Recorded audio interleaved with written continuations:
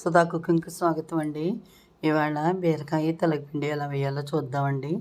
బీరకాయలు శుభ్రంగా కడిగేసుకుని చిన్న చిన్న ముక్కలుగా మనం కట్ చేసుకోవాలండి. కట్ చేసుకుని చేదు ఉందో లేదో చూసుకుని ఇదిగోండి నీళ్ళలోకి తరుక్కున్నాను బీరకాయ ముక్కల్ని.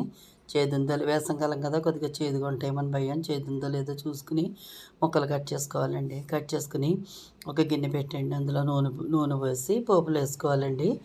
అదేంటంటే వెల్లుల్లిపాయ, ఆవాలు, జీలకర్ర, ఎండుమిర్చి, శనగపప్పు, మినపప్పునండి. కొద్దిగా వెల్లుల్లిపాయలేమో ఇందులో వేస్తానండి, కొంచెం మగ్గేటప్పుడు వేస్తానండి. అవి పచ్చి కొంచెం ఇలా వేయించి కొంచెం వేస్తానండి. దీనికి వెల్లుల్లిపాయ ఎక్కువ ఉంటేనే రుచిగా ఉంటుంది, బాగుంటుంది తెల్లపిండి కూర. ఆ పోపు వేగిన తర్వాత అందులో మనం తరుక్కున్న బీరకాయ ముక్కలు వేసేసుకుని మగ్గించుకోవడమేనండి. చక్కగా మగ్గుతుందండి. అది పైన మూత పెట్టేసి, దీనికి నీళ్ళ మూత అవసరం ఉండదండి, ఆల్రెడీ నీళ్ళు ఉంటాయి కదా బీరకాయలోను.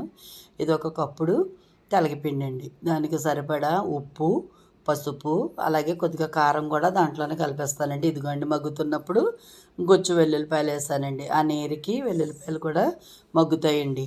అప్పుడు మనం ఈ మూడు కలిపేసుకున్న తెలగపిండి అందులో వేసేయండి. తెలగపిండి, ఉప్పు, పసుపు, కారం అనండి. అది చక్కగా కలుపుకొని సిమ్లో పెట్టేయాలండి. వెంటనేను సిమ్లో పెట్టి మూత పెట్టేసుకుంటే అది మగ్గిపోతుందండి. నీటికి మగ్గిపోయి చక్కగా తెలగపిండి విడివిళ్ళాడుతూ వస్తుందండి. ఇలా చేసుకుంటే కనుక తెలగపిండి బీరకాయ కూర చాలా బాగుంటుందండి.